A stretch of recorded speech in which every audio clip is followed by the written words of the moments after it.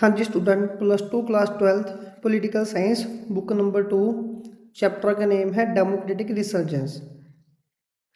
Resurgence का मतलब होता है रिवाइवल, मतलब कि न्यू स्टार्टिंग, ठीक है, जिसको नई शुरुआत हम बोल सकते हैं। इस चैप्टर में हम ये जानेंगे कि ऐसा क्या हुआ था कि इंदिरा गांधी को जो फोर्सफुली या सडनली देश में इमरजेंसी लगानी पड़ी, ठीक है। तो इस चैप्टर में जो हमने टॉपिक पढ़ने हैं, very first is economic context, दूसरा हम पढ़ेंगे गुजरात एंड बिहार मूवमेंट, उसके बाद हम पढ़ेंगे नक्सलाइट मूवमेंट, फिर हम पढ़ेंगे कन्फ्लिक्ट विद जुडिशरी, फिर उसके बाद आएगा रेलवे स्ट्राइक्स ऑफ 1974। तो वेरी फर्स्ट टॉपिक चलो शुरू करते हैं। देखिए इकोनॉमिक कंटेक्स्ट में क्या हुआ था, सबको पता है कि जैसे कि 1971 में, ठीक है, जब बांग्लादेश को सेपरेट किया गया था, तो उस टाइम पे जो 8 मिलियन बांग्लादेशी है वो इंडिया में माइग्रेट होके आ गए थे। अगर इतने सारे लोग इंडिया में आएंगे तो वो इंडिया के रिसोर्स को भी कंज्यूम करेंगे। और उसी टाइम पे जब 65 में इंडिया और पाकिस्तान की वॉर हुई थी, तो उस टाइम के बाद जो अमेरिका की गवर्नमेंट है उसने इंडिया को हेल्प करने से मना कर दिया था। तो जो इंडिया की गवर्नमेंट आगे इंडिया जो है वो फूड अपना यूएस से मंगवाता था। अब क्या होगा कि जो यूएस है वो इंडिया को फूड वगैरह वो नहीं भेजेगा, ठीक है। तो इस वजह से इंडिया में जो फूड प्राइसेस है वो भी आने शुरू हो रहे थे, और जो इंटरनेशनल मार्केट है वो भी सफ़र हो रही थी। कैसे कि एक तो जो ऑयल प्राइसेस है ये बढ़ने शुरू हो गए थे, क्योंकि जो गल्फ़ नेशंस है उनमें भी कुछ जब वॉर होने के बाद जो ऑयल के प्राइसेस उन्होंने बढ़ा दिए थे। और ऑयल एक ऐसी चीज़ है कि अगर कभी भी ऑयल का प्राइस इंक्रीज़ होगा तो दुनिया की जो हर चीज़ है, देश की हर चीज़ इफ़ेक्ट होती है, क्योंकि हर एक चीज़ पेट्रोल से ही चलती है। अगर वही महंगा हो गया तो इंपोर्ट एक्सपोर्ट हर चीज़ महंगी हो जाएगी, सबके प्राइसेस बढ़ते हैं। इसीलिए जो 1973 में इन्फ्लेशन रेट था वो 23% था, लेकिन नेक्स्ट ईयर में वो 30% हो गया। तो 1 ईयर में 7% जो इन्फ्लेशन है वो बढ़ गया था। इंडस्ट्रियल ग्रोथ इंडिया की बहुत स्लो थी, वेरी पुअर थी। अनएम्प्लॉयमेंट पीक लेवल पे था, ठीक है। जैसे जैसे इंडिया की पॉपुलेशन ग्रोथ होती जा रही थी वैसे वैसे जो अनएम्प्लॉयमेंट रेट है वो भी बढ़ते ही जा रहा था। नेक्स्ट 1972-73 में जो मानसून है, ठीक है, मानसून ने अपने जलवे दिखाए थे, तो इस वजह से फसलें ख़राब हो रखी थी। एग्रीकल्चर प्रोडक्शन है वो 8% डाउन में चल रही थी। और जो नॉन कांग्रेस प्रोटेस्ट है वो बहुत सारे चले, जैसे कि स्टूडेंट प्रोटेस्ट, इसमें माओइस्ट या फिर नक्सलाइट जो प्रोटेस्ट है वो सारे हम पढ़ेंगे इस चैप्टर के टॉपिक्स में। तो अब हमारा सेकंड टॉपिक है, that is the naxalite movement. इसमें क्या हुआ, 1967 में जो पीजेंट अपराइजिंग है वो स्टार्ट हो गया। अब पीजेंट अपराइजिंग का मतलब क्या होता है, पीजेंट होते हैं गरीब किसान, ठीक है, जो छोटे लेवल के फार्मर होते हैं, मतलब कि दिहाड़ी करने वाले मजदूर होते हैं वहाँ पे। अपराइजिंग का मतलब होता है जब ये लोग अपने लिए कुछ आवाज़ उठाते हैं, रिवोल्ट करते हैं। तो ये दिक्कत कैसे हुई थी कि जो गरीब पीजेंट होते हैं जब इनसे काम लिया जाता है लेकिन काम के बदले अच्छे पैसे नहीं दिए जाते, इनको टॉर्चर किया जाता है, इनके काम को एक्सप्लॉइट किया जाता है, इनको परेशान हराश किया जाता है, तब फिर जब ये लोग आवाज़ उठाते हैं तो वो वाला कॉन्सेप्ट हो जाता है। अब क्या हुआ कि एक रिवोल्ट था जो नक्सलबारी पुलिस स्टेशन पे इन्होंने हमला कर दिया इकट्ठे होके। अब क्योंकि ये नक्सलबारी पुलिस स्टेशन से शुरू हुआ इसलिए इसको नक्सलाइट मूवमेंट बोलते हैं, जो कि हमारे टॉपिक का नेम है। तो इसको लीड कर रहे थे सीपीआई, माओइस्ट आइडियोलॉजी वाले लोग, ठीक है। तो जो अब क्या थी, ये जो सीपीआई पार्टी थी इसके जो हेड थे, लीडर थे, वो चारू मजूमदार थे, ठीक है। चारू मजूमदार इनके लीडर थे, और ये जो लोग थे ये माओइस्ट आइडियोलॉजी के लोग थे, ठीक है। लेकिन इन्होंने इस पार्टी से, जब जैसे कि एक बड़ी पार्टी होती है ना, लेकिन इनमें से ये लोग एक्टिव हो रखे हैं इस मूवमेंट के लिए, तो इन्होंने कि अपनी सेपरेट पार्टी बना ली, कि सेपरेट ग्रुप बना लिए इसी पार्टी में से अलग होके, जिसको बोलते थे सीपीआई। लेकिन एमएल एमएल मतलब कि मार्क्सिस्ट लेनिस्ट पार्टी बनाई उन्होंने अपनी। तो ये बोल रहे थे कि ये जो मूवमेंट है, पहले तो हम इनके बारे में, अच्छा, ये जो मूवमेंट था ये वेस्ट बंगाल से पहली स्टेट, दूसरी तीसरी स्टेट में गया, लगभग फिर ये सारी स्टेट में फैलना शुरू हो गया, इसलिए इसको नक्सलाइट मूवमेंट बोलते हैं। अब चारू मजूमदार ये कौन थे, ये क्या करते थे, अमीर लोगों से ज़मीन छीन के ये गरीबों में बांट देते थे, ठीक है, जिनके वो राइट होते थे। अमीरों ने जिनकी ज़मीन पहले से मतलब कि धोखे से हड़पी हुई है, तो ये उनसे ज़मीन वापस लेके गरीबों में वापस उनको रिटर्न कर देते थे, वापस कर देते थे। और जो चारू मजूमदार थे, ये वॉयलेंट को बिल्कुल भी सपोर्ट नहीं करते थे, ठीक है। तो कांग्रेस ने क्या किया, जो वेस्ट बंगाल की गवर्नमेंट थी, उसने इनके ऊपर एक प्रिवेंट डिटेंशन लगा दी। प्रिवेंट डिटेंशन का मतलब क्या होता है कि जिन बंदों के ऊपर डाउट है कि वो, अगर कोई भी बंदा है, ठीक है, जैसे सपोज कर लो यहाँ पे 3 बंदे खड़े हैं और गवर्नमेंट को लग रहा है कि ये जो दोनों हैं ये इनकी टीम के हैं, तो पुलिस इनको पकड़ के ले जाएगी, इनको अरेस्ट कर लेगी। हालांकि इसने ज़्यादा अच्छे से काम नहीं किया और ये प्रोसेस पुलिस का फेल हो गया। फिर ये जो नक्सलाइट मूवमेंट था, ये लगभग 75 डिस्ट्रिक्ट में फैला हुआ था, और ये जो 75 डिस्ट्रिक्ट थी, ये 9 स्टेट में आ रही थी, और ये मेजोरिटी में यहाँ पे आदिवासी लोग ही रहते थे, ठीक है, जहाँ पे नक्सलवादी वायलेंस हो रहा था। तो ये इतना कैसे बढ़ गया, ठीक है, इसके क्या मुद्दे थे वो हम देखते हैं। देखिए, एक तो जो पीजेंट प्राइसिंग था ना, वहाँ पे जो लेबर का सिस्टम था वो बहुत पुअर था। ये लोग लेबर का काम ही तो करते थे, लेकिन इनके फेवर में बहुत सारे पुअर काम होते थे, जैसे कि स्मॉल कल्टीवेटर। पीजेंट वो लोग होते हैं जो स्मॉल कल्टीवेटर होते हैं, और इनको प्रॉपर राइट नहीं दिए जाते, इनकी बेसिक नीड भी फुलफिल नहीं हो पाती। जब ये कहाँ पे काम करेंगे, तो इनको कितने वेजेस वहाँ पे मिलेंगे वो डिफाइन नहीं होते, इनके काम की कोई डेफिनेशन नहीं होती, जितना मर्जी जो मर्जी इनसे काम करवाते जाओ।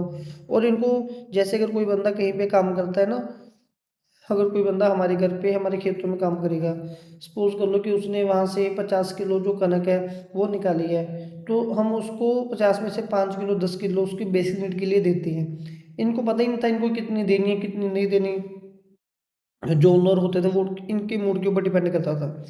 और इस वजह से ये लोग परेशानी में रहते थे कि हमारी तो जो हालत है वो तो भिखारियों से भी खराब होती जा रही है। फिर इन्होंने गवर्नमेंट को क्रिटिसाइज करना क्यों शुरू किए। नेक्स्ट क्वेश्चन हमारा ये बनता है कि ये गवर्नमेंट को क्रिटिसाइज क्यों कर रही थी, ठीक है। प्रॉब्लम तो इनकी इनके ओनर के साथ है। देखिए, तो कुछ वायलेट कॉन्स्टिट्यूशनल नॉर्म्स होते हैं, ये बोल रहे थे कि अगर हम लोग वायलेंस करते हैं तो पुलिस हमारे लीडर को आके घेरती है, और कभी कभार हमारे लीडर की डेथ हो जाती है। अगर पुलिस प्रोटेस्ट करती है हमारे खिलाफ, तो भी पुलिस आती है और हमारे लीडर को घेरती है और उनको मार के चली जाती है। तो दोनों केसेस में कि हमारे लीडर ही तो फंस रहे हैं, हम लोग तो पिस रहे हैं, तो लोग, दूसरी पार्टी तो हमेशा से सेफ है और हम लोग हर बार पिस जाते हैं। इस वजह से गवर्नमेंट को क्रिटिसाइज कर लिए थे, ठीक है। तो ये जो टॉपिक था, ये नक्सलवादी मूवमेंट का हमारे पास टॉपिक था। हम इसको फिर से पढ़ लेते हैं। हमने पढ़ा है कि 1967 में नक्सलवादी पुलिस स्टेशन जो कि वेस्ट बंगाल में है, वहाँ पे जो पिजन अपराइजिंग की मूवमेंट शुरू हुई, रिवोल्ट स्टार्ट होया, जिनको सीपीआई पार्टी ने, जिनकी माविस्ट आइडियोलॉजी के वो लोग थे, वहाँ से एक अगेन एक पार्टी सेपरेट होती है, सीपीआई एमएल, मार्विस्ट लेनिनिस्ट पार्टी, जिनके लीडर थे चारू मजूमदार। चारू मजूमदार का जो उनकी आइडियोलॉजी थी, वो क्या करते थे, अमीरों से ज़मीन स्नैच करके गरीबों में बांट देते थे। वो वॉयलेंट को सपोर्ट ज़्यादा नहीं करते थे। लेकिन वेस्ट बंगाल की गवर्नमेंट ने, क्योंकि चारू मजूमदार इस कॉन्सेप्ट को, रेवोल्ट को लीड कर रहे थे, तो उसकी सरकार ने ये पॉलिसी बनाई कि प्रिवेंटिव डिटेंशन, कि जिन लोगों के ऊपर डाउट हो रहा है कि ये लोग चारू जी के बंदे हैं, उनको पकड़िए, अरेस्ट कीजिए, थाने में बंद कर दीजिए, ठीक है। ये प्रोसेस गवर्नमेंट का ज़्यादा सक्सेस नहीं हो पाया। तो अब ये जो नक्सलाइट मूवमेंट थी, ये 75 डिस्ट्रिक्ट में लगभग फैल चुकी थी, जिसमें 9 स्टेट कवर हो रहे थे। और ये जो स्टेट्स थी या डिस्ट्रिक्ट थे, ज़्यादातर ये आदिवासी मेजोरिटी के स्टेट्स थे, क्योंकि यही लोग सफ़र कर रहे थे। ये लोग सफ़र क्यों कर रहे थे, क्यों, इनका मानना ये था कि हमारे लिए जो लेबर सिस्टम है वो बहुत ही ज़्यादा पुअर लेबर सिस्टम बना हुआ है। हम लोग स्मॉल कल्टीवेटर होते हैं और हमें हमारे राइट प्रॉपर से डिफाइन नहीं किए जा रहे। जब भी हम काम करते हैं, हमने कितने घंटे काम करना है, कितनी सैलरी देनी है, जब हम फसल काटेंगे उसमें से कितना हमें शेयर मिलेगा, कहीं पे कुछ भी डिफाइन नहीं है। और ये बोलते थे कि अगर हम लोग प्रोटेस्ट करते हैं तो गवर्नमेंट आती है और हमारे बंदों को पकड़ के या मार के चली जाती है। अगर हम प्रोटेस्ट नहीं करते, गवर्नमेंट आती है, वो प्रोटेस्ट करती है, पुलिस वो भी आती है, हमारे बंदों को मार के चली जाती है। तो इस वजह से ये जो है वो गवर्नमेंट के खिलाफ थे। अब हम नेक्स्ट पढ़ेंगे गुजरात एंड बिहार मूवमेंट। जो गुजरात की मूवमेंट है वो स्टार्ट हुई थी जनवरी 1974 में, और ठीक इसी के 2 महीने बाद बिहार की मूवमेंट स्टार्ट हुई थी मार्च 1974 में। ठीक है, तो इसमें क्या था, जो गुजरात मूवमेंट है वहाँ पे जो स्टूडेंट प्रोटेस्ट था उनका और अपोजिशन पार्टी ने प्रोटेस्ट करना शुरू कर दिया था। ये प्रोटेस्ट क्यों शुरू हुआ था, देखिए कंटिन्यूसली जो फूड गेन है, फूड ग्रेन के जो प्राइसेस है वो इंक्रीज होते जा रहे थे, कुकिंग ऑयल महंगा हो गया, और देश में करप्शन तो थी ही थी उस टाइम पे। ठीक है, लोग करप्शन से, इनएफिशिएंसी से परेशान हो रखे थे, और जो खाने पीने की सारी चीज़ें थी वो भी महंगी हो रखी थी। ठीक है, तो इस वजह से जो स्टूडेंट है और अपोजिशन पार्टी है वो क्या करते हैं, गुजरात में जनवरी मंथ में 1974 ईयर में प्रोटेस्ट करना स्टार्ट कर देते हैं। अब वो जो प्रोटेस्ट है वो देश के माहौल को लगता है कि लगभग जैसे ख़राब कर रहे हैं। वो माहौल जब ख़राब होता है तो वहाँ पे क्या होता है, रिजल्ट निकलता है कि गुजरात में जो प्रेजेंट रूल है वो लगा दिया जाता है। प्रेसिडेंट रूल का मतलब क्या होता है कि जो पावर है वो स्टेट गवर्नमेंट से छीन के जो मेजर डिसीजन है वो प्रेसिडेंट ही लेंगे, वो दिखेंगे आगे कैसे सिचुएशन को कंट्रोल करना है। जो मोरारजी देसाई उस टाइम पे ये ओपोजिशन पार्टी के लीडर थे, मोरारजी देसाई। ठीक है, ओपोजि अब कांग्रेस जो आर है मतलब कि इंदिरा गांधी वाली, ठीक है, तो ये उनसे अपोजिट थे, ये ओपोजिशन में थे। तो ये क्या करते हैं, ये माहौल ऐसा क्रिएट करते हैं, प्रेशराइज करते हैं कि फोर्स करते हैं कि जो लेजिस्लेटिव इलेक्शन है उनको वापस फिर से किया जाना चाहिए। ये जो इलेक्शन हो रखे हैं वो फेयर नहीं है, और ये कंट्रोल भी नहीं कर रहे स्टेट को, इनको गवर्नमेंट चलानी नहीं आ रही, इसीलिए ये जो इलेक्शन है ये फिर से होने चाहिए। इनके प्रेशराइज के बाद क्या होता है, वाकई में इलेक्शन फिर से होते हैं जून 1975 में, और उन इलेक्शन में जो कांग्रेस पार्टी है, जो इंदिरा गांधी वाली कांग्रेस है, वो हार जाती है। इंदिरा गांधी कांग्रेस के हारने के बाद जो अपोजिशन पार्टी का जो एम था वो फुलफिल हो जाता है। ठीक है, ये हमारे पास गुजरात मूवमेंट थी। फटाफट फिर से एक बार गुजरात मूवमेंट को रिवाइज कर लेते हैं। गुजरात मूवमेंट जनवरी 1974 में स्टार्ट हुई थी। इसका रीज़न था देश में करप्शन बढ़ रही है, कुकिंग ऑयल है वो बढ़ रहा है, प्राइसेस बढ़ते जा रहे हैं। इस वजह से जो स्टूडेंट है और अपोजिशन पार्टी है वो प्रोटेस्ट करती है। प्रोटेस्ट देश की स्टेट की हालत को ख़राब करते जा रहे हैं, माहौल को ख़राब करते जा रहे हैं। इस चीज़ को मद्देनजर रखते हुए प्रेजेंट रूल अप्लाई करवा दिया जाता है। जो मोरारजी देसाई जो अपोजिशन पार्टी में थे वो रोल प्ले करते हैं कि जो इलेक्शन है इनको फिर से करवाया जाए, उनके प्रेशराइज होने से इलेक्शन फिर से होते हैं। और जो इंदिरा गांधी वाली कांग्रेस पार्टी है वो 75 में जो इलेक्शन है वो हार जाती है, और जो अपोजिशन पार्टी होती है वो काफ़ी खुश हो जाती है इस चीज़ से। ठीक है, नेक्स्ट है बिहार मूवमेंट, वो भी गुजरात के जैसा ही, इसीलिए हमने उसको गुजरात के साथ ही पढ़ना है। गुजरात वाला जनवरी 1974 में स्टार्ट हुआ था, मई वाला मार्च 1974 में स्टार्ट हुआ है। सेम इशू था कि प्राइसेस बढ़ते जा रहे हैं, फूड की स्कार्सिटी, स्कार्सिटी का मतलब होता है फूड की कमी, शॉर्टेज होती जा रही है, अनएम्प्लॉयमेंट पीक लेवल पे, करप्शन भी पीक लेवल पे बढ़ती जा रही है। जो अपोजिशन पार्टी थी, मतलब कि जो लोग प्रोटेस्ट कर रहे थे, वो चाहते हैं कि जो जेपी नारायण है वो आए और इस मूवमेंट, बिहार वाले मूवमेंट को ज्वाइन करें। अब जेपी नारायण जी को लगता है कि अगर लोग मेरे पास आए हैं तो ठीक है, अच्छी बात है।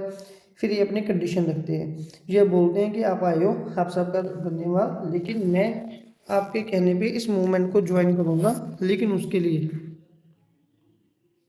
आपको क्या करना होगा,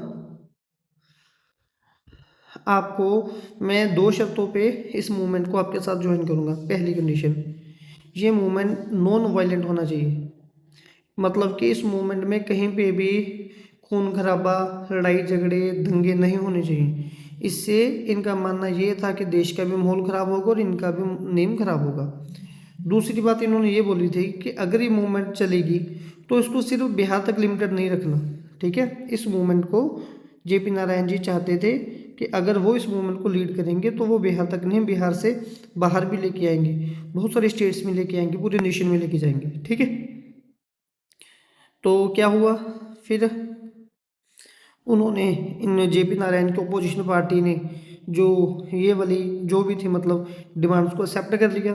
तो जेपी नारायण जी अब मैदान में आ गए तो पोजीशन के साथ वो बिहार मूवमेंट को ज्वाइन कर रहे हैं और जो वहाँ पे गवर्नमेंट है उसके खिलाफ प्रोटेस्ट कर रहे हैं। तो क्या हुआ कि ये एक नेशनल अपील करते हैं, नेशनल अपील मतलब कि पूरे नेशन में अपील करते हैं, नेशन वाइड जो बिहार मूवमेंट चल रहा है कि लोग आएँ और इसको ज्वाइन करें। तो इसको एक पॉलिटिकल करैक्टर दे दिया जाता है, ठीक है। पॉलिटिकल करैक्टर देने के बाद वहाँ की जो कांग्रेस गवर्नमेंट है उसको डिसमिस कर दिया जाता है, ठीक है। डिसमिस करने के बाद जो जेपी नारायण जी हैं वो इस मूवमेंट को टोटल रेवोल्यूशन बोलते हैं। टोटल रेवोल्यूशन का मतलब क्या हुआ कि इसमें सोशल, इकोनॉमिकल और पॉलिटिकल तीनों चेंज आने चाहिए। अगर ये तीनों चेंज आएंगे तभी देश की जो डेमोक्रेसी है वो सेव हो पाएगी, अदरवाइज नहीं सेव हो पाएगी। तो जेपी नारायण जी क्या करते हैं, वो जब टोटल रेवोल्यूशन की बात करते हैं तो वो बोलते हैं कि जो भी कांग्रेस के लीडर हैं उन सबको रिज़ाइन दे देना चाहिए। लेकिन इनकी रिज़ाइन मांगने पे जो गवर्नमेंट है, कांग्रेस की गवर्नमेंट है, उस टाइम पे वो रिज़ाइन देने से मना कर देती है कि हम रिज़ाइन नहीं देंगे। फिर तो फिर होता क्या है कि 1975 में जब कांग्रेस की जो गवर्नमेंट है वो रिज़ाइन करने से रिफ्यूज़ कर देती है कि हम रिज़ाइन नहीं करेंगे, तो जो जेपी नारायण जी हैं ये बोलते हैं कोई बात नहीं कि हम लोग एक मार्च को लॉन्च करेंगे जो दिल्ली की पार्लियामेंट तक हम लोग जाएंगे, ठीक है। ये बोलते हैं कि हम बहुत बड़ी गिनती में एक मार्च लीड करेंगे, जो इसलिए होगा पार्लियामेंट में अपना मैसेज देने के लिए कि जो गवर्नमेंट है वो सही तरीके से काम नहीं कर रही। तो क्या होता है कि जेपी नारायण जी उनके साथ जो बीजेएस है, भारतीय जनसंघ, और बीएलडी भारतीय लोकदल पार्टी, ओल्ड वाली कांग्रेस और सोशलिस्ट पार्टी, ये सभी लोग इकट्ठे होके जाते हैं और बहुत बड़ी गिनती में दिल्ली की पार्लियामेंट में जाके अपना जो मार्च है वो लॉन्च करते हैं। नेक्स्ट टॉपिक है हमारे पास रेलवे स्टेशन का। देखिए अभी हमने बिहार और गुजरात दोनों मूवमेंट पढ़ लिए, दोनों ही 1974 में स्टार्ट हुए थे। गुजरात वाला स्टार्ट हुआ था जनवरी 1974 में। दोनों के रीज़न लगभग सेम थे कि ऑयल जो है उसके प्राइस बढ़ रहे हैं, करप्शन बढ़ते जा रही है, अनएम्प्लॉयमेंट बढ़ती जा रही है, ठीक है। तो गुजरात मूवमेंट में क्या हुआ था, ये लोग, तो इन्होंने, मोरारजी देसाई ने ये बोला था कि जो प्रोटेस्ट है वो, क्योंकि वहाँ पे अब प्रेसिडेंट रूल लग चुका है तो जो गवर्नमेंट है वो अच्छे से काम नहीं कर रही, उसको रिज़ाइन दे देना चाहिए। तो वहाँ पे फिर से जो इलेक्शन करवाई गई और इलेक्शन में जो कांग्रेस है वो हार गई। और जो बिहार मूवमेंट हमने पढ़ा था उसमें हमने ये पढ़ा था कि रीज़न सेम ही है कि prices, food scarcity, unemployment, corruption वगैरह करते करते तो जो अपोजिशन पार्टी है वो जेपी नारायण जी के पास जाती है और उनको बोलती है कि आप लोग इन सबको समझा कि आप लोग आओ और हमें ज्वाइन करो बिहार मूवमेंट में। फिर ये दो कंडीशन रखते हैं कि मैं तब ज्वाइन करूँगा अगर एक तो ये नॉन वायलेंट रहेगा, इसमें कोई लड़ाई झगड़ा खून खराबा नहीं होना चाहिए। दूसरी बात, इसको इंडिया तक लिमिटेड नहीं रखेंगे, पूरे इंडिया में लॉन्च करेंगे। तो नेशनल अपील हो जाते हैं, पॉलिटिकल कैरेक्टर मिल जाता है, कांग्रेस को डिसमिस करने की डिमांड की जाती है और ये बोलते हैं कि इसको टोटल रेवोल्यूशन बोला जाएगा, इसमें सोशल, इकोनॉमिकल और पॉलिटिकल सारे चेंज आएंगे। लेकिन जो कांग्रेस की गवर्नमेंट है वो बोलती है कि हम रिज़ाइन नहीं देंगे। तो मार्च 1975 में क्या होता है कि ये पार्लियामेंट दिल्ली तक एक मार्च लॉन्च करते हैं पार्लियामेंट तक, ठीक है। जब ये वहाँ पे एक मार्च मतलब एक रैली निकालते हैं तो उस रैली में जेपी नारायण जी, भारतीय जनसंघ, भारतीय लोकदल, कांग्रेस ओल्ड वाली और सोशलिस्ट पार्टी सारे इकट्ठे होकर जाते हैं। नेक्स्ट टॉपिक है हमारे पास रेलवे स्टेशन, रेलवे स्ट्राइक का। देखिए यहाँ पे क्या होता है कि इसमें मेन मुद्दा क्या आता है कि जो रेलवे है वो लार्जेस्ट पब्लिक सेक्टर है, ठीक है। गवर्नमेंट का सबसे बड़ा जो सेक्टर है वो रेलवे है और इसमें इसके लिए एक नेशनल कोऑर्डिनेशन कमेटी बनाई जाती है। जो रेलवे मैन है स्ट्रगल कर रहे हैं उनके प्रॉब्लम को सॉर्ट आउट करने के लिए, मतलब कि रेलवे डिपार्टमेंट से जुड़े हुए जो लोग हैं वो कुछ चीज़ों को लेकर परेशान है, तो वो लोग अपनी परेशानी को सामने रखने के लिए कमेटी बनाते हैं जिसको बोलते हैं नेशनल कोऑर्डिनेशन कमेटी। इनके जो हेड थे दैट वाज जॉर्ज फर्नांडिस, ठीक है। इनका मानना ये था कि जो रेलवे मैन है उनको अब बोनस दे देना चाहिए, मतलब कि सैलरी से कुछ प्लस देना चाहिए और इनको गुड सर्विस कंडीशन देनी चाहिए। जहाँ पे ये काम करते हैं इनके लिए सर्विस कंडीशन अच्छी नहीं मिलती गवर्नमेंट की तरफ से। और ये मई 1974 में ये वाली जो मूवमेंट है वो स्टार्ट होती है। लेकिन इस मूवमेंट का जो रिएक्शन है इसमें ये बात रखी जाती है कि इसमें जो वर्कर हैं उनको उनके राइट्स मिलने चाहिए और ये जो मूवमेंट है ये पूरी नेशन वाइड चलती है। तो अब देखिए गवर्नमेंट का रिएक्शन क्या था। गवर्नमेंट ने बोला कि ये जो भी स्ट्राइक्स हो रही हैं, ठीक है, रेलवे के लिए सारी इलीगल है। तो जो भी लोग स्ट्राइक कर रहे थे गवर्नमेंट ने उन सबको अरेस्ट करवाना शुरू कर दिया। तो जहाँ पे ये लोग ना स्ट्राइक करते थे रेलवे के आसपास या रेलवे स्टेशन पे कहीं पे भी, जो जहाँ पे ये लोग स्ट्राइक करने आते थे, वहाँ पे इन्होंने, पुलिस ने, गवर्नमेंट ने अपनी आर्मी को भेज दिया, ठीक है। तो जब आर्मी वहाँ पे गई तो लोगों ने भागना शुरू कर दिया। तो 20 डेज़ का टाइम लगा। 20 डेज़ के अंदर अंदर देश के हर हिस्से से ये जो रेलवे स्ट्राइक है गवर्नमेंट ने वो बंद करवा दी, ठीक है। रेलवे स्ट्राइक में हमने क्या पढ़ा कि इसका मेन मुद्दा क्या था कि जो रेलवे मैन है उनका जो स्ट्रगल है, उनकी जो कंडीशन है, वर्किंग कंडीशन अच्छी होनी चाहिए। इनका जो हेड था, वो, इनके हेड का नेम था जॉर्ज फर्नांडिस, जिनका मेन इशू क्या था, वो बोल रहे थे कि रेलवे मैन को अच्छे बोनस मिलने चाहिए, गुड सर्विस कंडीशन मिलनी चाहिए। उन्होंने मूवमेंट स्टार्ट कर दिया और नेशन वाइड जो मतलब कि मूवमेंट है वो करनी शुरू कर दी, अपनी स्ट्राइक करनी शुरू कर दी। लेकिन गवर्नमेंट ने इनको इलीगल डिक्लेयर करके आर्मी लगा दी और आर्मी ने 20 डेज़ के अंदर अंदर ये जो स्ट्राइक है वो ख़त्म करवा दी थी, ठीक है। और ये स्टार्ट हुई थी 1975 में, रेलवे स्ट्राइक 20 डेज़ के अंदर, सॉरी 1974 में स्टार्ट हुई थी, ठीक है, 74 में। अब हम देखेंगे कॉन्फ्लिक्ट विद द जुडिशरी। अब क्या होगा, अब हम पढ़ेंगे कि गवर्नमेंट का जुडिशरी के साथ कॉन्फ्लिक्ट कैसे होना शुरू हो गया। देखिए, जो जुडिशरी है वो बोलती है कि देश में डेमोक्रेसी हमेशा सेफ रहनी चाहिए, और जो डेमोक्रेसी है, ठीक है, वो कॉन्स्टिट्यूशन की वजह से बनी हुई है। लेकिन गवर्नमेंट कह रही थी इस टाइम पे आके कि जो पार्लियामेंट्री सुप्रीमेसी है वो हमेशा सुप्रीम रहनी चाहिए। मतलब कि जो गवर्नमेंट है वो जो काम करना चाह रही है उसको काम करने देना चाहिए। अगर उसके रास्ते में कुछ जो कॉन्स्टिट्यूशन जिन चीज़ों को अलाउ नहीं करता तो उसको ज़्यादा प्रेफरेंस नहीं देनी चाहिए, क्योंकि गवर्नमेंट ने प्रोग्राम भी चलाने हैं। लेकिन जुडिशरी बोलती है कि जो फंडामेंटल राइट्स हैं वो तो कभी भी चेंज नहीं हो सकते। और गवर्नमेंट बोल रही थी कि कभी कभार अगर हमें फंडामेंटल राइट चेंज करने की ज़रूरत पड़ सकती है तो उनको चेंज कर देना चाहिए। उनके हिसाब से अमेंडमेंट हम कर सकते हैं, जैसी हमारी पॉलिसी है। फिर वापस से जो कॉन्स्टिट्यूशन है वो बोल रहा था कि राइट टू वोट है, ठीक है, राइट टू स्पीक है, वो चेंज नहीं हो सकता। लेकिन बोल रहे थे कि इन चीज़ों को चेंज कर देना चाहिए क्योंकि ये अगर हमारे काम में टांग अड़ा रहे हैं। तो डायरेक्टिव प्रिंसिपल है, तो कॉन्स्टिट्यूशन बोलता है वो चेंज नहीं हो सकता कभी भी। ये बोलते हैं कि इसको भी चेंज करना चाहिए। देखो, हर चीज़ में जो इंदिरा गांधी उसके जो रिव्यूज़ हैं वो अलग हैं और जो कॉन्स्टिट्यूशन के रिव्यूज़ हैं वो अलग हैं। तो दोनों का आपस में लड़ाई झगड़ा होते जा रहा था। तो इसके एक एग्जांपल है केशवी नंदा भारती केस। इसमें क्या हुआ था कि पार्लियामेंट में एक केस है जिसको फाइल किया गया और जिसमें ये डिसीजन निकाला गया कि कॉन्स्टिट्यूशन की कुछ फील्ड हमेशा से ऐसी रहेंगी जिनको कभी भी कोई भी चेंज नहीं कर सकता, ना ही कॉन्स्टिट्यूशन, ना ही गवर्नमेंट, ना ही सुप्रीम कोर्ट, ना ही हाई कोर्ट, ठीक है। तो इस चीज़ के बाद अब इंदिरा गांधी को बहुत ज़्यादा गुस्सा आया। उसको लगा कि मेरी कोई बात नहीं यहाँ पे मानी जा रही। तो सीजीआई, ठीक है, सीजीआई क्या था हमारे पास, एक चीफ जस्टिस का जो एक बनाते होते हैं ना, तो सीजीआई की एक टीम बनाई गई, ठीक है। तो इसका मतलब क्या होता है कि इसमें 3 मोस्ट सीनियर जजेस को लिया जाता है। मान लो कि एक जज है जिनको रिटायर हुए 20 ईयर हो गई, दूसरे को 19 ईयर, आगे 18 ईयर, आगे 17 ईयर। तो इस चीज़ में जिन जजेस को लेना होता है वो फर्स्ट वाले 3 सीनियर जजेस को लेना होता है, ठीक है। तो मतलब कि आएंगे वो ये वाले तीनों जजेस। लेकिन ये जो तीनों जजेस थे ना, ये गवर्नमेंट के लिए काम करने को रेडी नहीं थे। लेकिन ये जो फोर्थ रैंक वाले जजेस थे ये गवर्नमेंट के लिए काम करने के लिए रेडी थे। तो इंदिरा गांधी ने क्या किया कि इन तीनों को अपॉइंट नहीं किया।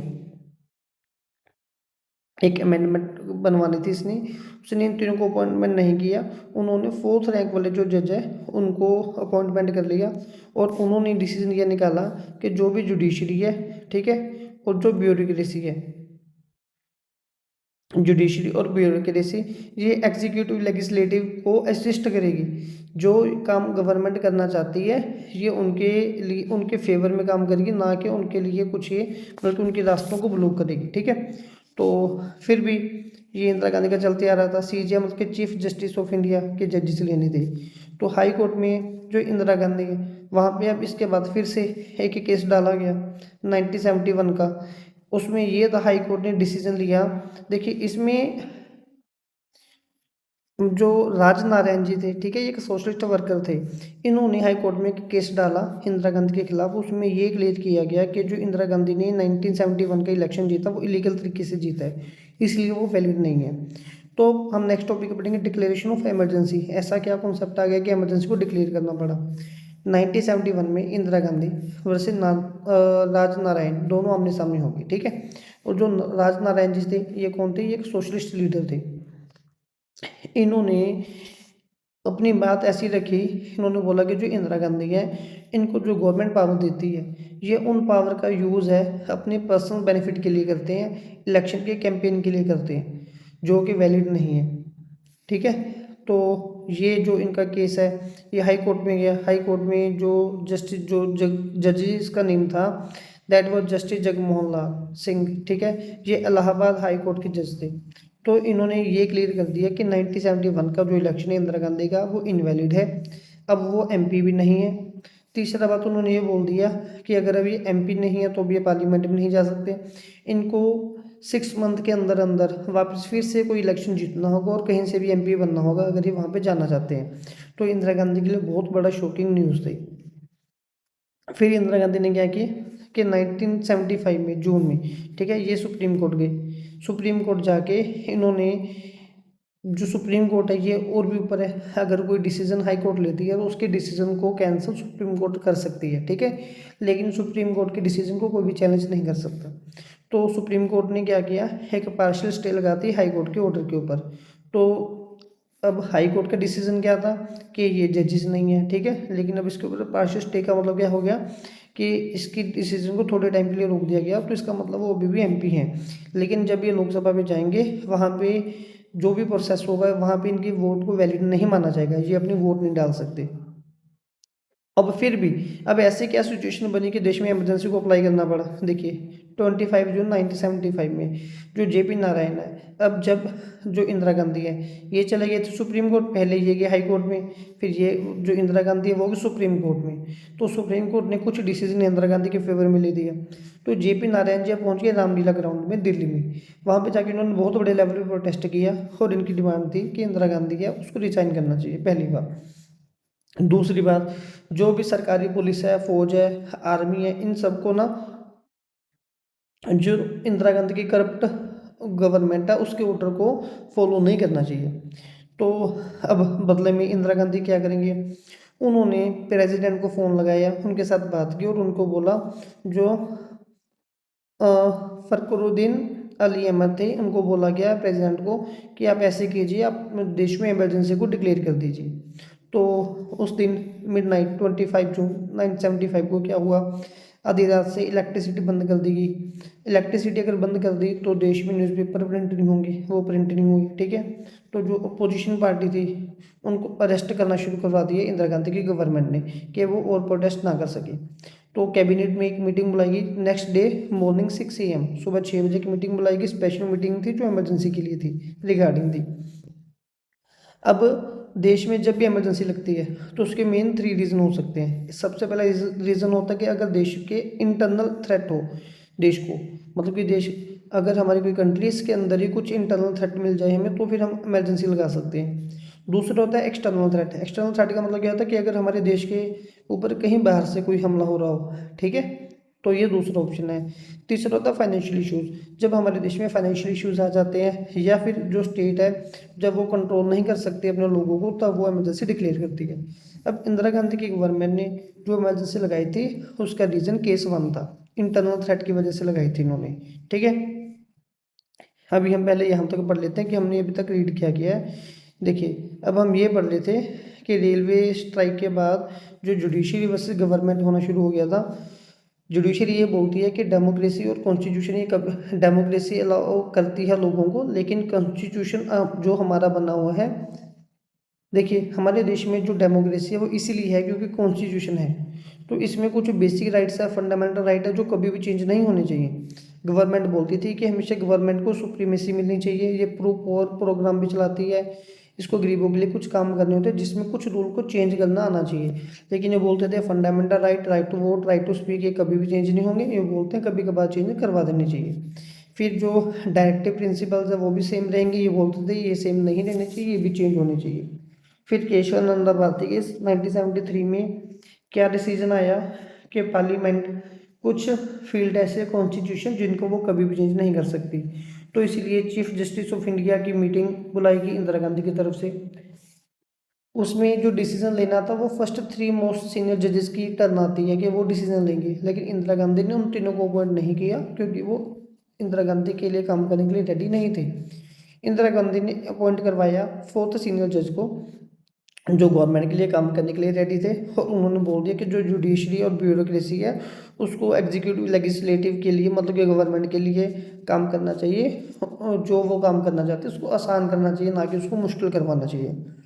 अब उसके बाद एंट्री हुई राजनारायण जी की, जिन्होंने 1971 में हाई कोर्ट में केस डाला कि जो इंदिरा गांधी का इलेक्शन है वो वैलिड नहीं है, और वो केस जीत के उसमें यही डिसीजन लिया गया, 3 स्टेटमेंट आई कि इंदिरा गांधी का जो इलेक्शन है वो इलीगल है। इलीगल होने के बाद ये अब एमपी नहीं है। तीसरी स्टेटमेंट, अगर ये इनको एमपी बनना है तो 6 मंथ के अंदर अंदर इनको किसी भी स्टेट से कोई इलेक्शन जीतना होगा, एमपी बनना होगा, फिर ये जो पार्लियामेंट में वहाँ पे जा सकते हैं। तो इंदिरा गांधी वापस पहुंचे सुप्रीम कोर्ट। सुप्रीम कोर्ट में हाई कोर्ट के डिसीजन को चैलेंज किया जा सकता है। सुप्रीम कोर्ट ने इंदिरा गांधी को कुछ राहत दी। उन्होंने बोला कि जो हाई कोर्ट का डिसीजन है उसको पार्शियल स्टे लगा दी, मतलब कि इंदिरा गांधी अभी भी एमपी हैं, ठीक है, लेकिन वो अब पार्टिसिपेट नहीं कर पाएंगी किसी प्रोसेस डिसीजन में वोटिंग के लिए। अब ऐसी बहुत सारी कंडीशन बनती जा रही थी कि जो इमरजेंसी की तरफ धीरे धीरे इंदिरा गांधी की गवर्नमेंट को खींचते जा रही थी, ठीक है। जेपी नारायण ने 975 में क्या किया, रामलीला ग्राउंड में दिल्ली में है जो, वहाँ पे बहुत बड़े लेवल पे प्रोटेस्ट किया। इन्होंने वहाँ पे डिमांड्स रखी कि इंदिरा गांधी की करप्ट गवर्नमेंट को रिजाइन दे देना चाहिए। जो इंदिरा गांधी की गवर्नमेंट जिसको ये करप्ट मानते हैं, इन्होंने सजेशन लिया कि पुलिस को और आर्मी को इनकी ऑर्डर को नहीं एक्सेप्ट करना चाहिए। इंदिरा गांधी ने बदले में क्या किया, जो फारूक फारूक फारुखुद्दीन अली अहमद प्रेसिडेंट थे उस टाइम पे देश के, उनको फ़ोन किया, उनसे बात करके देश में इमरजेंसी को डिक्लेयर करवा दिया। तो मिडनाइट के बाद इलेक्ट्रिसिटी बंद करवा दी गई, जिस वजह से न्यूज़पेपर प्रिंट नहीं हो पाई। तो अर्ली मॉर्निंग 6 बजे एक स्पेशल मीटिंग बुलाई गई, ओपोजिशन पार्टीज़ को अरेस्ट करवाना शुरू करवा दिया। तो अब जो देश में इमरजेंसी के 3 रीज़न होने चाहिए। सबसे पहला, जब इंटरनल थ्रेट होता है कि देश के अंदर से कोई थ्रेट आ रहा हो। दूसरा, अगर एक्सटर्नल थ्रेट हो, देश के बाहर से कोई थ्रेट आ रहा हो, या फिर फाइनेंशियल इश्यूज हो, फाइनेंशियली लॉस वगैरह फेस करना पड़े इंडिया को, या फिर स्टेट डिक्लेयर करती है जब वो अपनी स्टेट को कंट्रोल नहीं कर सकती। जो इंदिरा गांधी की गवर्नमेंट है उन्होंने केस 1 इंटरनल थ्रेट की वजह से इमरजेंसी लगाई है। अब इमरजेंसी में क्या क्या होता है कि ये इन्होंने suspension of the federal distribution of power, देखिए फेडरल गवर्नमेंट होती है जिसमें हमारी पावर को डिफरेंट डिफरेंट लेन में शेयर किया जाता है। यूनियन गवर्नमेंट होती है, फिर लोकल गवर्नमेंट और स्टेट गवर्नमेंट होती है, फिर लोकल गवर्नमेंट आती है। तो इन्होंने क्या किया, सारी पावर यूनियन गवर्नमेंट के पास ही रख ली, मतलब कि इंदिरा गांधी ने अपने पास रख ली सारी पावर। उसके बाद फिर curtailed district any of the fundamental right, जो लोगों के फंडामेंटल राइट्स हैं उनको भी सस्पेंड करना शुरू कर दिया। इमरजेंसी में कोई बाहर नहीं आएगा, हर चीज़ गवर्नमेंट जैसे बोलेगी। अब फ्रीडम, जो प्रेस की फ्रीडम छीन ली, तो ये फंडामेंटल राइट ही होते हैं ऐसे जो खराब हो जाते हैं। कॉन्सिक्वेंसेस क्या निकले, क्या इमरजेंसी रिजल्ट निकाले गए कि अब कहीं पे भी स्ट्राइक नहीं होगी, उसको बैन कर दिया गया। जो अपोजिशन लीडर थे उनको जेल में भेजना शुरू कर दिया। प्रेस सेंसरशिप, सेंसरशिप का मतलब क्या होता है कि अगर किसी भी न्यूज़पेपर ने सरकार के खिलाफ कुछ भी छापना है या फेवर में छापना है तो पर ईयर अप्रूवल लेनी होगी, ठीक है। तो गवर्नमेंट से पहले परमिशन लेंगे कि हम आपके खिलाफ ये प्रिंट करना चाहते हैं, उसके बाद फिर इस चीज़ को प्रिंट किया जाएगा। जो आरएसएस है, जमायती इस्लामी, दो ये मतलब कि कम्युनिटीज़ ऐसी थी उस टाइम पे, ऑर्गेनाइजेशन थी, जिनको बैन कर दिया गया, ठीक है। फंडामेंटल राइट को सस्पेंड कर दिया गया। अब कोई भी बंदा कोर्ट में नहीं जाएगा फंडामेंटल राइट को वापस लेने के लिए, जितना टाइम भी इमरजेंसी चलती आ रही है। प्रिवेंटिव डिटेंशन को अप्लाई करवा दिया गया। प्रिवेंटिव डिटेंशन का मतलब होता है कि अगर किसी भी बंदे के ऊपर डाउट हो रहा है कि ये खराबी करेगा, उसको पुलिस डायरेक्ट पकड़ के जेल में डाल सकती है, ठीक है। जो हाई कोर्ट है, अब वहाँ पे एक हैबियस कॉर्पस, इसका मतलब क्या होता है कि अगर पुलिस ने किसी भी बंदे को अरेस्ट किया है तो विद इन 24 आवर्स, ठीक है, 24 घंटों के अंदर अंदर उसको कोर्ट में, हाई कोर्ट में पेश करना होता है, और ये बताना होता है कि इसको किस जुल्म में वहाँ पे मतलब कि अरेस्ट किया गया। फिर कोर्ट बताती है कि इसको रखना है या फ्री कर देना है। तो कुछ लोगों का मानना ये था कि अगर इमरजेंसी भी हो फिर भी ये हैबियस कॉर्पस है जो वहाँ पे हमेशा से अप्लाई होना चाहिए। तो 1976 अप्रैल में सुप्रीम कोर्ट, ठीक है, गवर्नमेंट ने क्या किया, इन्होंने बोला कि जो सरकार ने सिटीजन के राइट्स को, ठीक है, छीना था, ये सबसे कंट्रोवर्शियल जजमेंट थी। इनको कभी भी नहीं छीनना चाहिए था। तो लोगों ने क्या किया, अंडरग्राउंड प्रोटेस्ट करने शुरू कर दिए, क्योंकि अगर वो खुल के सामने आएंगे और अपोजिशन लीडर बनेंगे, गवर्नमेंट उनको अरेस्ट कर सकती है, पकड़ के जेल में डाल देगी। इसलिए उनको पकड़ के डायरेक्ट इन्होंने अंडरग्राउंड प्रोटेस्ट करने शुरू कर दिए। प्रोटेस्ट अगेंस्ट प्रेस लॉ, जो प्रेस के अगेंस्ट लॉ क्या था कि सेंसरशिप अप्लाई कर दी गई थी, कुछ भी प्रिंट करना है तो पूछ के प्रिंट करना होगा। तो प्रेस वालों ने क्या किया, ब्लैक न्यूज़पेपर ही प्रिंट करने लोगों में बांटने शुरू कर दी, जो कि मैसेज दे रहा था कि गवर्नमेंट हमें काम नहीं करने दे रही। ठीक है, न्यूज़पेपर मैगजीन सारा कुछ ब्लैक प्रिंट होकर भेजना शुरू कर दिया। फिर एक शिव वर्मा का रंत थे, ठीक है, और एक फणीश्वरनाथ रेणु थे, ये कन्नड़ा राइटर थे, हिंदू राइटर थे। इन्होंने अपना पद्म भूषण, इन्होंने अपना पद्मश्री जो प्राइज़ है गवर्नमेंट को रिटर्न कर दिया कि हमें नहीं चाहिए, क्योंकि आप अच्छे से काम तो कर नहीं रहे। तो ये भी एक तरीका होता है गवर्नमेंट के प्रति अपना गुस्सा जाहिर करने का। तो जो अब अमेंडमेंट है उनको इंट्रोड्यूस करवाया गया, ठीक है।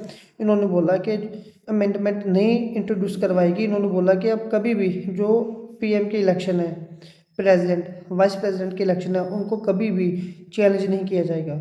जैसे ही इंदिरा गांधी के चैलेंज को, इलेक्शन को 1971 को इनवैलिड डिक्लेयर कर दिया था। अब इसने बोला कि ना रहेगा बास ना बजेगी बांसुरी, कि अब आगे से कोई भी मेरे इलेक्शन को चैलेंज ही नहीं करेगा, ठीक है। तो इन्होंने ये वाली जो अमेंडमेंट है उसको इंट्रोड्यूस करवा दिया, ताकि कोई भी बंदा फ्यूचर में इंदिरा गांधी के इलेक्शन को इनवैलिड डिक्लेयर करे, ठीक है, डिक्लेयर कर ही ना पाए। फिर एक 42nd अमेंडमेंट, जिसमें क्या था, पहले क्या होता था, गवर्नमेंट है वो 5 ईयर के लिए डिक्लेयर होती थी।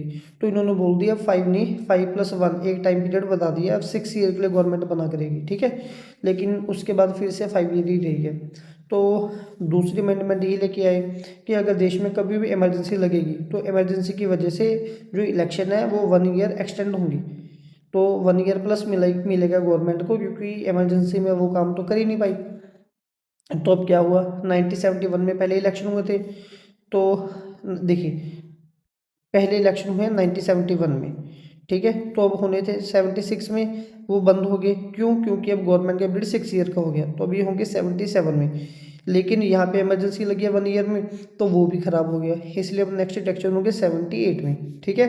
तो इंदिरा गांधी ने ये वाली चीज़ों को है वो डिक्लेयर करवाना शुरू कर दिया। फिलहाल फटाफट से एक बार निकाह मार लेते हैं कि जो इमरजेंसी है उसके कॉन्सिक्वेंसेस कौन कौन से निकले। हमने पढ़ा ये है कि जो राजनारायण थे ये दिल्ली में पहुंचे, इन्होंने गवर्नमेंट के खिलाफ, जो इंदिरा गांधी के खिलाफ है, कैंपेन लॉन्च किया। और वहाँ पे इन्होंने बोला कि जो इलेक्शन है वो इनवैलिड थे, मतलब कि ये जो अपनी गवर्नमेंट की पावर है, इंदिरा गांधी वो सेल्फ यूज़ के लिए यूज़ करती है, ठीक है, इलेक्शन कैंपेन के लिए यूज़ करती है। तो हाई कोर्ट में ने डिसीजन लिया कि इंदिरा गांधी के इलेक्शन को इनवैलिड डिक्लेयर कर दिया, वो एमपी भी नहीं है। अगर उनको एमपी 6 मंथ के अंदर अंदर बनना पड़ेगा, तभी वो पार्लियामेंट में जाके पार्टिसिपेट कर सकते हैं। तो 24 जून 75 में क्या हुआ, सुप्रीम कोर्ट में इंदिरा गांधी जी पहुंचे। वहाँ पे इनको थोड़ी राहत मिली, पार्शियल स्टे मिली हाई कोर्ट के ऑर्डर को। अब इनको अभी भी एमपी डिक्लेयर कर दिया गया। लोकसभा के प्रोसीजर में ये पार्टिसिपेट कर सकते हैं, लेकिन वोट नहीं डालेंगे, ठीक है। अब उसके बाद नेक्स्ट क्वेश्चन था कि ऐसे कौन सी क्राइसिस आई कि इमरजेंसी लगानी पड़ी। अब जेपी नारायण जी थे, ये पहुंच गए रामलीला ग्राउंड में, ठीक है, दिल्ली में। इन्होंने बोला कि इंदिरा गांधी को रिज़ाइन करना चाहिए, और जो पुलिस है, आर्मी है, उसको इनके करप्ट गवर्नमेंट के ऑर्डर को एक्सेप्ट नहीं करना चाहिए।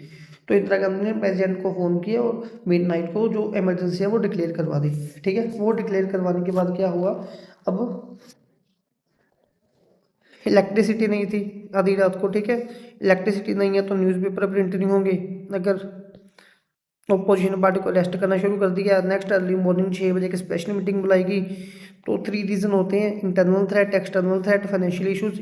इंदिरा गांधी ने जो इमरजेंसी लगवाई इंटरनल थ्रेट की वजह से।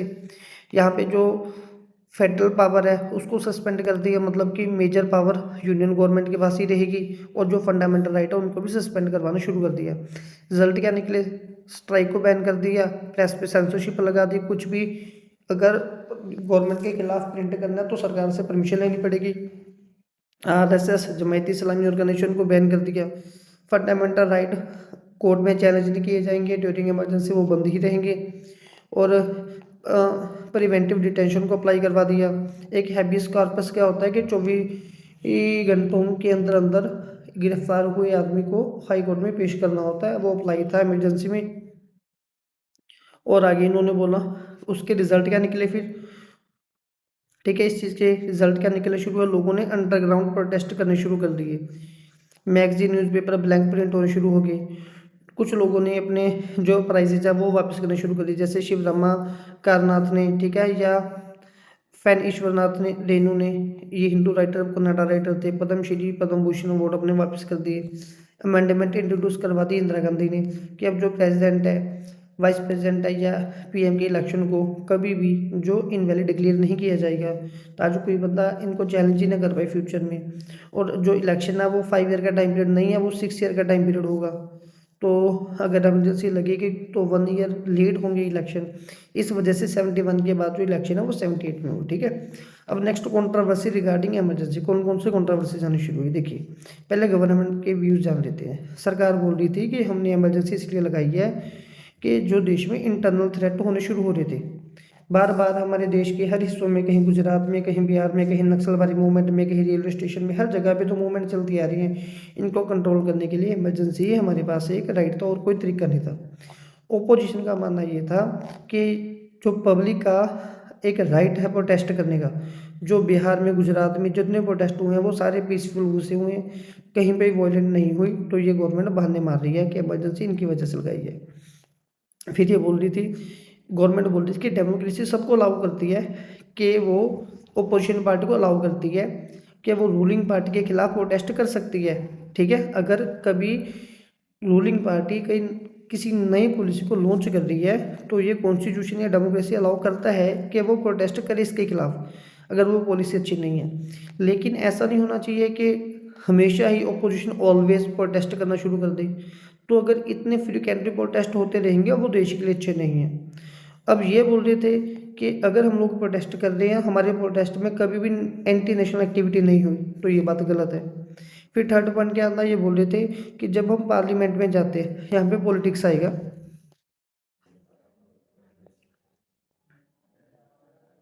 कि जब हम लोग पार्लियामेंट में जाते हैं तब हम लोग आपस में अपोजिशन पार्टीज और रूलिंग पार्टी आपस में पॉलिटिक्स करती है, वहाँ तक ये वैलिड है। लेकिन अब तो ये पॉलिटिक्स आउटसाइड द पार्लियामेंट भी हमेशा ही चलते आ रही है, जो कि गुड नहीं है। लेकिन ओपोजिशन का मानना ये था कि जो होम मिनिस्टर है, ठीक है, वो जितने भी होम मिनिस्टर मतलब कि जो घर के मिनिस्टर है, देश के अंदर के मिनिस्टर है, उन्होंने कभी भी जो इंटरनल सिचुएशन है उन्होंने उनको गुड ही डिक्लेयर की है। उन्होंने तो कभी कुछ ऐसा कंसर्न नहीं दिखाया कि देश के अंदर का माहौल खराब होते जा रहा है। जब होम मिनिस्टर को कोई प्रॉब्लम नहीं है तो गवर्नमेंट को क्यों प्रॉब्लम थी, ठीक है। नेक्स्ट फिर उन्होंने बोला कि ये जो इतने कंटिन्यूसली प्रोटेस्ट है, ठीक है, वो एक एडमिनिस्ट्रेशन को इंस्टेबल करते जा रहे हैं। अब देखिए कैसे क्या होगा। अब सपोज कर लो कि देश के पास 100 पुलिस वाले बंदे हैं, या तो वो देश को कंट्रोल करेंगे या फिर जहाँ पे प्रोटेस्ट लगा है उनको सेफ्टी देंगे। अगर ये डेली ही प्रोटेस्ट लगाने बैठ जाते हैं तो पुलिस तो हमारी यहाँ पे आ गई, हमारा एडमिनिस्ट्रेशन तो इनको सेफ्टी देते जा रहा है, तो देश की तरफ वो काम नहीं कर रहा। तो इसलिए इंदिरा गांधी ने बोला था अब इनको ख़त्म करने के लिए हमें जो इमरजेंसी है वो अप्लाई करनी पड़ी। लेकिन जो अपोजिशन थे वो बोल रहे थे कि जो इश्यूज़ हैं ये रूटीन बेस्ड के इश्यूज़ हैं, इनको रूटीन इश्यूज़ की तरह सॉल्व किया जा सकता था, इमरजेंसी कोई बेटर सोल्यूशन नहीं थी इनके लिए। फिर फिफ्थ पे इंदिरा गांधी बोल रही थी कि जो भी हमारे पास एक्स्ट्रा कॉन्स्टिट्यूशन है, ठीक है, मतलब कि अगर इंदिरा गांधी का मानना ये था कि ये जो इंटरनेशनल कॉन्स्पिरेसी है, जो कंटिन्यूसली इंदिरा गांधी के खिलाफ, देश की गवर्नमेंट के खिलाफ प्रोटेस्ट किए जा रहे हैं, और इनका जो मेन मोटिव है वो इंडिया को ब्रेक करना है, देश को तोड़ना है, इसके अलग अलग हिस्से करने हैं, ठीक है। लेकिन अपोजिशन बोल रहे थे कि इमरजेंसी को इंदिरा गांधी ने देश को यूनिफाई करने के लिए नहीं लगाई, उसको थ्रेट था कि उसकी जो रूलिंग पार्टी है वो खतरे में है, इसलिए उसने ये लगानी शुरू कर दी। फिर 6 नंबर पे इंदिरा गांधी का ये भी मानना था रूलिंग गवर्नमेंट का कि ये जितने भी सीपीआई, ठीक है, ये जो अपोजिशन पार्टी है, इनको जितने लोगों ने सपोर्ट किया है, जेपी नारायण वगैरह को, ठीक है, वो सारे मिडिल क्लास के लोग हैं। वो जो मिडिल क्लास के लोग हैं वो देश में बड़े चेंज होना, जल्दी चेंज होना उनको एक्सेप्ट नहीं करते, इसलिए उन लोगों को साइड पे करने के लिए इमरजेंसी लगानी जरूरी थी। तो लेकिन सबने बोला कि इंदिरा गांधी ने अपोजिशन ने बोला कि उसको थ्रेट था अपनी खुद की पार्टी का, इसलिए उसने इमरजेंसी लगाई और उसने तो एक बार फिर से जो गवर्नमेंट की पावर का वो मिस यूज़ है जो करना शुरू कर दिया।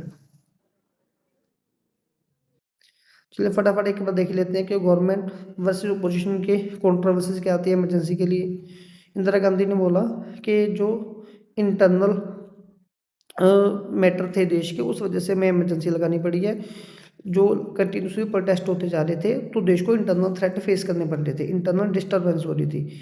लेकिन ओपोजिशन ने बोला कि ऐसी कोई बात नहीं है, जितने हम लोगों ने प्रोटेस्ट किए हैं बिहार में, गुजरात में, वो सारे पीसफुल गए हैं, कहीं पे वॉयलेंट हुई नहीं, तो थ्रेट कहाँ से आया। तो गवर्नमेंट बोल रही थी कि डेमोक्रेसी वो अलाउ करती है ओपोजिशन पार्टी को कि वो रूलिंग पार्टी के खिलाफ प्रोटेस्ट करे जब भी कोई नई पॉलिसी बनती है, अगर वो पॉलिसी अच्छी नहीं है तो। लेकिन ऐसी बात नहीं है कि वो हर पॉलिसी के लिए ही प्रोटेस्ट करे, ठीक है। तो ओपोजिशन बोलते थे कि ऐसा क्या हो गया कि अगर हमने प्रोटेस्ट कर लिया, हमारे प्रोटेस्ट से कभी भी एंटी नेशनल एक्टिविटी की स्मेल नहीं आई, ठीक है। तो हमारी सेंस तो ऐसी नहीं थी कि हम एंटी नेशनल एक्टिविटीज़ कर रही हैं। थर्ड नंबर पे फिर इन्होंने बोला, इंदिरा गांधी ने, गवर्नमेंट ने बोला कि जब हम लोग पार्लियामेंट के अंदर पॉलिटिक्स करते हैं वो सही है, लेकिन हम पार्लियामेंट से बाहर जाके भी हर बार पॉलिटिक्स ही करते रहे, वो देश की यूनिटी के लिए खतरा है। तो ये बोलते थे कि ऐसा कभी भी नहीं हुआ कि हम लोगों ने कुछ ऐसे प्रोटेस्ट किए जो देश पार्लियामेंट से बाहर जाके देश में कोई प्रॉब्लम क्रिएट कर रही हो, क्योंकि अगर ऐसा होता तो होम मिनिस्टर भी इसके लिए कंसर्न दिखाते अपना। होम मिनिस्टर ने कभी भी ऐसा पब्लिकली नहीं बोला कि देश खतरे में है, तो गवर्नमेंट ऐसा क्यों बोल रही है। फिर ये बोल रहे थे कि जो स्टेबल एडमिनिस्ट्रेशन है वो डेवलपमेंट नहीं कर पाएगा। स्टेबल एडमिनिस्ट्रेशन का मतलब जो एडमिनिस्ट्रेशन, जो कानून व्यवस्था बार बार लोगों के प्रोटेस्ट में बैठे हुए उनको सेफ्टी देने में ही बिजी रहेगी, तो वो देश की केयर कैसे करेगी। और ये बोल रहे थे कि ऐसी बात नहीं है, ये जितने भी इश्यूज़ हैं इनको रूटीन बेस्ड के इशू थे, इनको ऐसे सॉल्व किया जा सकता था, लेकिन इमरजेंसी बड़ा हथियार निकालने की ज़रूरत नहीं थी। फिर आगे इंदिरा गांधी का ये भी मानना था कि ये जितने भी मतलब कि प्रोटेस्ट हो रहे हैं ये एक इंटरनेशनल कॉन्स्पिरेंसी है, इनको बाहर से कहीं फंड आ रहे हैं, इनकी हेल्प हो रही है और ये इंडिया को तोड़ना चाहते हैं। और ओपोजिशन का मानना ये था कि ऐसे कोई बात नहीं है, एक्चुअल में बात ये है कि इमरजेंसी इसलिए लगाई गई है क्योंकि इंदिरा गांधी को, रूलिंग पार्टी को खुद का थ्रेट था कि अब हम खतरे में, हमारी पार्टी खतरे में है। फिर इंदिरा गांधी ने ये भी बोला कि जो भी जितने भी प्रोटेस्ट हुए हैं इन सब थ्रेट में जेपी नारायण वगैरह लोग जैसे लोगों को, ज़्यादातर जिन लोगों ने सपोर्ट दिया वो मिडिल क्लास के लोग हैं, ठीक है। और मिडिल क्लास के लोग देश में अच्छे और ज़रूरी चेंज को जल्दी एक्सेप्ट नहीं करते। और ये बोलते थे ऐसे कोई बात नहीं है, वही बात फिर से कि इसको खुद का खतरा था इंदिरा गांधी को, तो इसने इमरजेंसी लगा दी और एक बार फिर से इसने जो गवर्नमेंट की पावर का मिसयूज़ करना शुरू किया है। तो चलिए अब now move to the next topic, that is Shah commission of inquiry, ठीक है। अब जो इंदिरा गांधी ने इमरजेंसी लगवा दी थी, ठीक है, तो उसके लिए भी ऑब्वियस सी बात है कि अपोजिशन पार्टी ने श्योर किया होगा कि ये वैलिड है या इनवैलिड है, गलत है या सही है ना। तो अब शाह कमीशन इंक्वायरी का मेन फंडा क्या था, उसने ये चेक करना था इस कमीशन ने। देखिए कमीशन क्या होता है, जब एक इंक्वायरी की जाती है ग्रुप ऑफ पीपल के साथ, जब एक ग्रुप ऑफ पीपल को चूज़ किया जाता है किसी पर्टिकुलर इंक्वायरी के लिए, किसी केस को सॉल्व करने समझने के लिए, उसको बोलते हैं कमीशन। तो इसका मेन मतलब ये था, थीम ये था कमीशन का, कि जो इंदिरा गांधी ने इमरजेंसी को अप्लाई करवाया था वो वैलिड है या इनवैलिड है, ठीक है। तो क्या हुआ कि इंटेलिजेंट बॉडी को सेट किया गया वेरीफाई करने के लिए कि इमरजेंसी वैलिड है इनवैलिड है।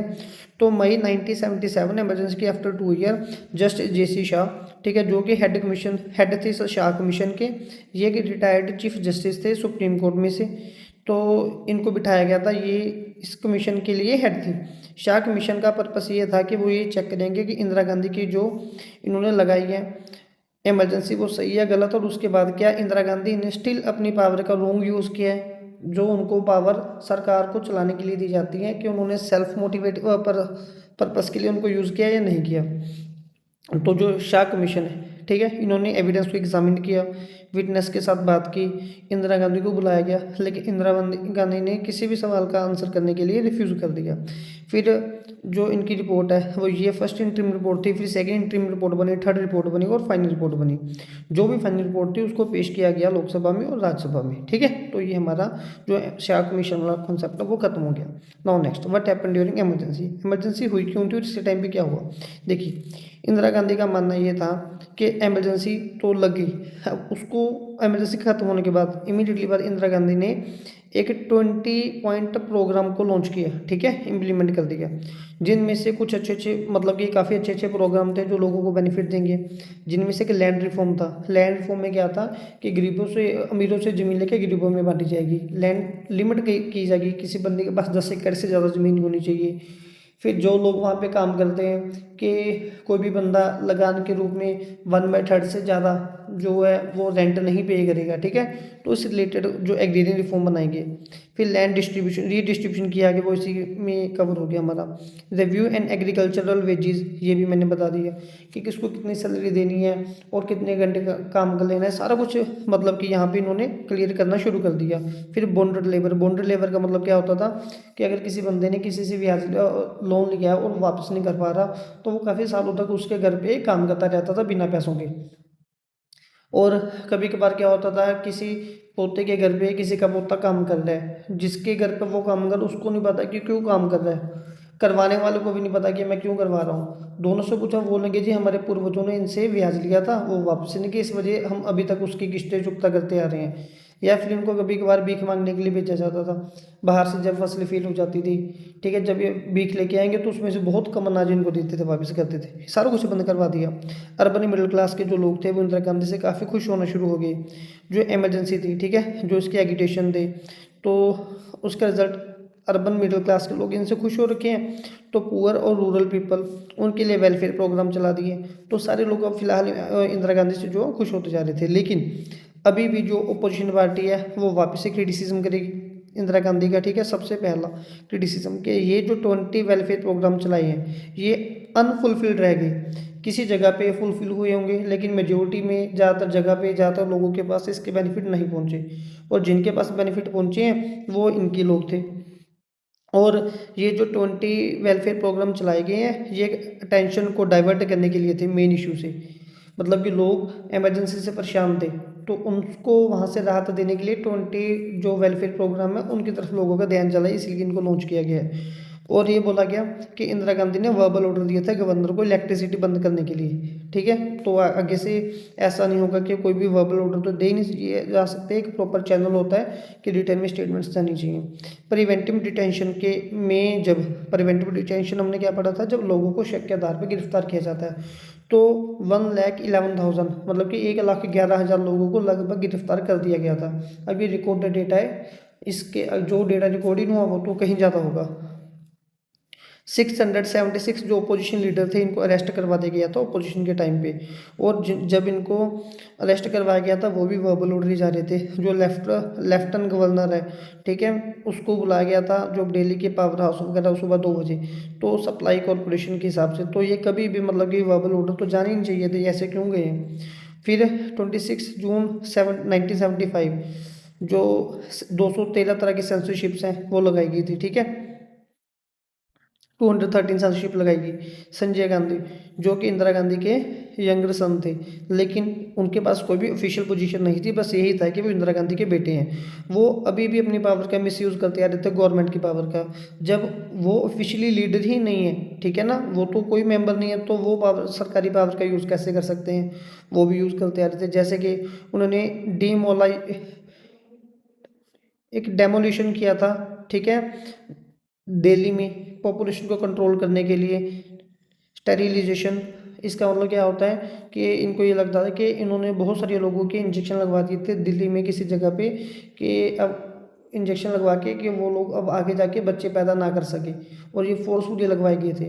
पहली बात, इनके पास कोई ऑफिशियल कोई सीट नहीं थी, है ना, मतलब कि कोई गवर्नमेंट इनके पास स्टेटस नहीं था, तो ये कैसे डिसीजन ले रहे हैं। दूसरी बात, पॉपुलेशन कंट्रोल करने के लिए फोर्सफुली इन्होंने लोगों के इंजेक्शन लगवाए कि आगे जाके ये बच्चे पैदा ना कर सके, और रिजल्ट बताया कि हमको पॉपुलेशन को कंट्रोल करना है। तो इस चीज़ का काफ़ी ज़्यादा जो है वो विरोध हुआ था, कांग्रेस को नुकसान भी काफ़ी ज़्यादा उस चीज़ का हुआ। फिर जब जिन लोगों को प्रिवेंटिव डिटेंशन के आधार पे पुलिस गिरफ्तार कर लेती थी, उन लोगों को बहुत ज़्यादा टॉर्चर किया जाता था। उनकी कुछ लोगों की तो कस्टडी में डेथ भी हो गई थी। इसकी एक एग्जांपल है, राजन स्टूडेंट का नेम है, जो केरला का स्टूडेंट था, फिजिकल टॉर्चर की वजह से पुलिस स्टेशन में उसकी डेथ हो गई थी, ठीक है। फिर हमने लेसन क्या सीखा इमरजेंसी से, हमने ये सीखा कि जो जब इमरजेंसी हुई देश में तो वापस सारा देश में नॉर्मल सिचुएशन बनते बनते 18 मंथ लग गए, तो लगभग 1.5 साल लग गया हमको वापस नॉर्मल सिचुएशन में आते हुए। तो ये जो इमरजेंसी के बाद पहले क्या होता था कि पहले इमरजेंसी को लगाया जाता था कि अगर देश में कोई इंटरनल थ्रेट है फिर भी इमरजेंसी लगा दो, लेकिन अब ये माना गया कि तभी लगाएंगे जब लोग देश में इंटरनल थ्रेट को तभी डिक्लेयर मानेंगे कि अगर वो लोग हथियार उठा रहे हैं। जैसे यहाँ पे तो लोगों ने जस्ट प्रोटेस्ट करने शुरू किए थे, कहीं भी वॉयलेट नहीं की थी, तो इस केस में आगे से इमरजेंसी नहीं लगेगी। इमरजेंसी तभी लगेगी अगर लोग प्रोटेस्ट करेंगे हथियार उठा के, वेपन उठा के, ठीक है। और दूसरा इन्होंने बोल दिया कि कभी भी प्रेसिडेंट अपनी मर्जी से या अपने हिसाब से ओरली बोल के इमरजेंसी को डिक्लेयर नहीं करेगा। अगर उन्होंने कभी भी इमरजेंसी लगवानी होगी पीएम, जैसे पिछले केस में क्या होता कि पीएम के फ़ोन करने के बाद जो प्रेसिडेंट ने इमरजेंसी को डिक्लेयर कर दिया था, अब ये बोल रहे हैं कि इमरजेंसी के लिए जो प्रेसिडेंट का डिसीजन है उसको फाइनल नहीं मानेंगे। प्रेसिडेंट को काउंसिल ऑफ मिनिस्टर को रिटर्न में देना होगा, ठीक है, उनसे भी अप्रूव करवाना होगा, उनसे एग्रीमेंट लेना होगा कि हमें ये करना चाहिए। अगर वो ये करेंगे तो फिर हम मानेंगे कि ये जो है वो डिक्लेयर हो गया हमारा। फिर क्या हुआ कि जो अब क्या होते हैं, एक कैबिनेट ऑफ मिनिस्टर होते हैं, काउंसिल ऑफ मिनिस्टर होते हैं। कैबिनेट ऑफ मिनिस्टर की गिनती कम होती है, काउंसिल ऑफ मिनिस्टर की गिनती ज़्यादा होती है, ठीक है। फिर वैल्यू ऑफ सिविल लिबर्टीज़, पहले क्या होता था कि जब इमरजेंसी हुई है तो हमें पता चला कि कोर्ट की क्या वैल्यू है, कुछ ऑर्गेनाइजेशन की क्या वैल्यू है, जिन लोगों ने लोगों को जागरूक करना शुरू किया था। फिर जो पुलिस है ये भी देखा कि पुलिस भी पॉलिटिकल प्रेशर में रह के काम करती है, तो इस चीज़ को हमें इम्प्रूव करना चाहिए, ठीक है। तो नाउ पॉलिटिक्स आफ्टर इमरजेंसी, इसके बाद क्या हुआ, 1977 में इलेक्शन होने थे तो वो हुए। इन इलेक्शन में इंदिरा गांधी है वो हार गई, ठीक है। देखिए क्योंकि जब इन्होंने इमरजेंसी लगवाई थी उसमें बहुत सारे लोगों को गिरफ्तार किया गया, परेशान किया गया, हराश किया गया, मारपीट हुई, तो इस वजह से लोगों ने इनको लेसन दिया कि अब ये अपनी सीट से हार गए। तो एक एंटी डेमोक्रेटिक सिस्टम, ठीक है। तो इसमें क्या होता है, जो एंटी डेमोक्रेटिक सिस्टम होता है उसमें वोटर लिंक नहीं करते, लेकिन यहाँ पे तो वोटर का डायरेक्ट लिंक होता है। तो ओपोजिशन पार्टी, ठीक है, जो मोरारजी देसाई थे, उन्होंने स्लोगन बनाया कैंपेन में अपना सेव डेमोक्रेसी, जो काफ़ी हेल्पफुल रहा और लोगों को काफ़ी उसने अपनी तरफ अट्रैक्ट किया। अब लोकसभा इलेक्शन 1977, जनवरी 1977 में ये डिसाइड हुआ कि इलेक्शन होंगे। तो आफ्टर 2 मंथ इलेक्शन हो गए, ठीक है, जो सेंट्रल गवर्नमेंट के इलेक्शन हो गए। उस इलेक्शन में जो जनता पार्टी है वो मेजर अपोजिशन पार्टी का रोल प्ले कर रही थी, जिनके लीडर थे जेपी नारायण। और कांग्रेस वो डेमोक्रेसी दूसरी पार्टी थी, जिनके लीडर थे जगजीवन राम, ठीक है। ये दोनों पार्टी थी जो मेजर बन के आ रही थी, लेकिन ज़्यादा मेजर जनता पार्टी थी। अब क्या हुआ थोड़े टाइम बाद कि दोनों पार्टी प्लस हो गई, कोalition कर ली इन्होंने बोला कि अब हम नॉन कांग्रेस वोटर को और डिवाइड नहीं करेंगे, सारी वोट हमारे पास आनी चाहिए। और देश में फर्स्ट टाइम ऐसा हुआ कि जनता पार्टी जीत गई, और वेरी फर्स्ट टाइम कांग्रेस है वो लोकसभा से हार गई, ठीक है। कांग्रेस को 154 सीट्स मिले, मतलब कि 35% ओनली। जनता पार्टी और अलायंस को, जनता पार्टी को 295 सीट्स मिली थी।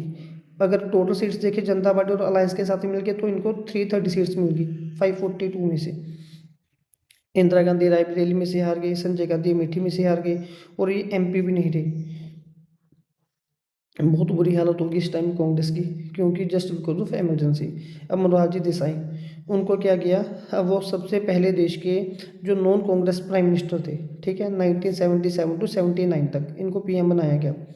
और ये डिप्टी पीएम रह चुके थे पहले, ये फ्रीडम फाइटर थे, और ये सीएम बॉम्बे के भी रह चुके थे। ये सपोर्ट करते थे खादी वगैरह को, ठीक है। और दूसरे फिर हमारे नेक्स्ट पीएम आए मोरारजी देसाई के बाद, नेक्स्ट पीएम आए चौधरी चरण सिंह, ये यूपी में से थे। ये पीएम रहे 1979 से लेके जनवरी 1980 तक। इनका जो टाइम पीरियड है ओनली 4 मंथ का रहा था, ठीक है। ये भी फ्रीडम फाइटर थे, यूपी के 2 बार सीएम बन चुके थे, रूरल एग्रीकल्चर डेवलपमेंट को ये सपोर्ट करते थे। और ये भारतीय क्रांति दल 1967 के सपोर्टर थे, फाउंडर थे। इन्होंने जनता पार्टी को जब फाउंड किया गया था उनमें से एक ये भी थे चौधरी चरण सिंह। नेक्स्ट पीएम थे जगजीवन राम। ये इनका जो एमपी का टाइम पीरियड है 1952 86 में डेथ हो जाती है इनकी। ये भी फ्रीडम फाइटर थे, लेबर मिनिस्टर थे, डिप्टी पीएम 77 से लेकर 79 तक रहे हैं, सीनियर मिनिस्टर थे। ये मेंबर ऑफ कॉन्स्टिट्यूशनल असेंबली के भी मेंबर थे। ठीक है, अब देखिए क्या हुआ कि गवर्नमेंट को 2 सालों के अंदर अंदर क्यों चेंज करना पड़ा, ये 3 PM कैसे चेंज हो गए। ठीक है, सबसे पहली बात, इनके अंदर एक लीडरशिप की कमी बहुत बड़े लेवल पे वो फील हुई। डायरेक्शन थी इन लोगों के पास, डायरेक्शन ना होने की वजह से एक कॉमन प्रोग्राम, ठीक है, जो इन लोगों के नहीं चल रहे थे। जब अलायंस बन जाती है तो एक पार्टी का फेस इस तरफ है, एक का फेस इस तरफ है, दोनों कभी भी इकट्ठे तो होते ही नहीं है। जब दोनों इकट्ठे नहीं होंगे तो पार्टी में काफ़ी सारे जो आइडियोलॉजिकल डिफरेंसेस है वो बने रहते हैं। तो पॉलिसीज़ में कोई फंडामेंटल चेंज नहीं की उन्होंने अपनी। जो मोरारजी देसाई की गवर्नमेंट है वो 1.5 साल के अंदर अंदर वो स्प्लिट होगी। इसके बाद चौधरी चरण सिंह जी को आगे बनाया गया PM। लेकिन जब इनको PM बनाया गया तो with the support of Congress, Congress ने आफ्टर 4 मंथ अपनी सपोर्ट वापस ले ली, तो इनको भी PM के पद से वापस हटाना पड़ा। अब क्या हुआ, जनवरी 1980 में फ्रेश लोकसभा के इलेक्शन हुए। जब वापस से इलेक्शन हुए तो कांग्रेस को राहत मिली, वो बहुत बड़ी जीत से जीत गई। 353 सीट्स मिली कांग्रेस को। ठीक है, इतनी बड़ी सीट मिलने के बाद वो बैक टू द पावर में आ गई। ये हार इसलिए थी क्योंकि इमरजेंसी का रिजल्ट था। उस टाइम पे लोग इनसे खुश नहीं थे। लेकिन जब दूसरी गवर्नमेंट को आगे किया गया तो वो स्टेबल एक एडमिनिस्ट्रेशन को डिज़ाइन नहीं कर पाए देश में, इस वजह से वापस लोग इंदिरा गांधी के ऊपर ही आ गए। अब लेगेसी, ठीक है, देखिए जो सोशल है या proper programme Indira Gandhi government कर रही थी, उसने इनको वापस इलेक्शन में लेके आना शुरू कर दिया। अब क्या था, 1969 में एक अम्ब्रेला करेक्टर का मतलब क्या था, जो कांग्रेस की गवर्नमेंट थी उनकी जो आइडियोलॉजी थी वो इंदिरा गांधी ने बनाई थी। और जितने भी लीडर है, ठीक है, वो सारे इसी अम्ब्रेला के अंडर ही खड़े हैं। मतलब कि कोई भी बंदा इस पार्टी से बाहर नहीं खड़ा, सारे लीडर इसके अंदर ही रहते थे। जैसे कि जो प्रीवियस 2 साल में 3 प्राइम मिनिस्टर चेंज करने पड़ रहे थे, वो सब अपनी अलग अलग आइडियोलॉजी के साथ, इसलिए वो हारते जा रहे थे। सक्सेस क्या हुआ, एक sharp social and ideological division. ठीक है, इनकी जो आइडियोलॉजी है वो सब ने सेम रखी हुई थी अपनी, और सब एक ही लीडर की फील करते थे, दैट वाज इंदिरा गांधी। सारे मेंबर इनको अपना लीडर मानते थे, कोई भी इनसे बाहर नहीं जा रहा था। नॉन कांग्रेसिज्म ऑपोजिशन पार्टी, इसमें क्या हुआ कि इन्होंने डिवीज़न को, जो नॉन कांग्रेस के लीडर हैं उनको, जो नॉन कांग्रेसिज्म अपोजिशन पार्टी थी, इन्होंने ये बोला कि जो नॉन कांग्रेस वोट है हम उनको डिवाइड नहीं करेंगे। मतलब कि एक तरफ कांग्रेस पार्टी है, एक तरफ ये कई सारी पार्टी है जो टुकड़ों में। अब जब ये सारी पार्टी इकट्ठी होकर एक पार्टी बन गई तो सबकी वोट, इसलिए वो जीत गए जो उस टाइम पे। ठीक है, बैकवर्ड कास्ट ने बहुत अहम अपना रोल प्ले किया पॉलिटिक्स में। जब भी कांग्रेस जीती है, बैक टू पावर में आई है, तो इनकी वोट बैंक से ही आई है। 77 में shift of backward of north India, तो ये लोग, ठीक है, अब OBC रिजर्वेशन है, जो कंट्रोवर्सीज बिहार में क्रिएट हुई, मंडल कमीशन बाय जनता पार्टी, हम नेक्स्ट चैप्टर में भी हमारे पास आएंगे। फिर कॉन्स्टिट्यूशनल क्राइसिस, देखिए हमारे संविधान में भी काफ़ी सारी कमियां थी। लोगों को पता ही नहीं था इमरजेंसी कब लगानी है, गवर्नमेंट को खुद को डिक्लेयर नहीं था, फंडामेंटल राइट चेंज होने चाहिए, नहीं होने चाहिए, कब होंगे, कैसे होंगे। तो जब ये इमरजेंसी का सीन बना तभी इन चीज़ों के ऊपर भी रोशनी है और इनको भी इम्प्रूव किया गया। ठीक है, तो इस टाइप पे जो पॉलिटिकल क्राइसिस है वो ज़्यादा क्रिएट हो रहे थे। इन्होंने बताया कि absolute majority emergency, political behaviour ने ही इमरजेंसी को लीड करवाया। अब पार्लियामेंट वर्सेस जुडिशरी हुई, ये मैंने ऊपर ऑलरेडी बोल दिया कि जब इन दोनों के बीच में आपस में वर्सेस होना शुरू हुआ, मैच बनना शुरू हुआ, तो किसी को नहीं पता था कि गवर्नमेंट अपने पावर का इतना मिसयूज़ कर सकती है। लेकिन जितना इमरजेंसी बनाने के लिए इंदिरा गांधी गवर्नमेंट ने करना शुरू कर दिया। अब लोगों को ये लग रहा था कि जो भी उनके लीडर है, ठीक है, वो कॉन्स्टिट्यूशन के अकॉर्डिंग काम करते हैं और कॉन्स्टिट्यूशन के लिए ही काम करते हैं। लेकिन जो इमरजेंसी का केस था उसमें ऐसा कुछ भी नहीं हो रहा था। तो फिलहाल फटाफट से एक बार चेक कर लेते हैं कि हमने क्या क्या किया है।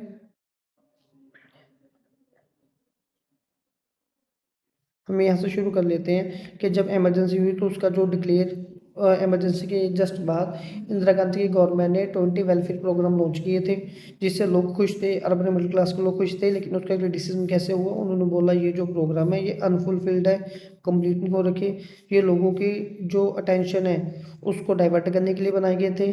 और जो गवर्नर को है वो वर्बल ऑर्डर्स मिले थे जो कि गलत है। 1,11,000 लोगों को शक के आधार पर गिरफ्तार किया गया था, 676 जो लीडर थे उनको अरेस्ट कर दिया गया था, जो भी गलत है। और लेफ्टिनेंट गवर्नर को इलेक्ट्रिसिटी सप्लाई बंद करने के लिए वर्बली बोला गया था, वो भी गलत था। संजय गांधी अपने पावर का मिस यूज़ कर रहे थे, जबकि उनके पास गवर्नमेंट ऑफिशियल कोई भी पोजीशन नहीं थी।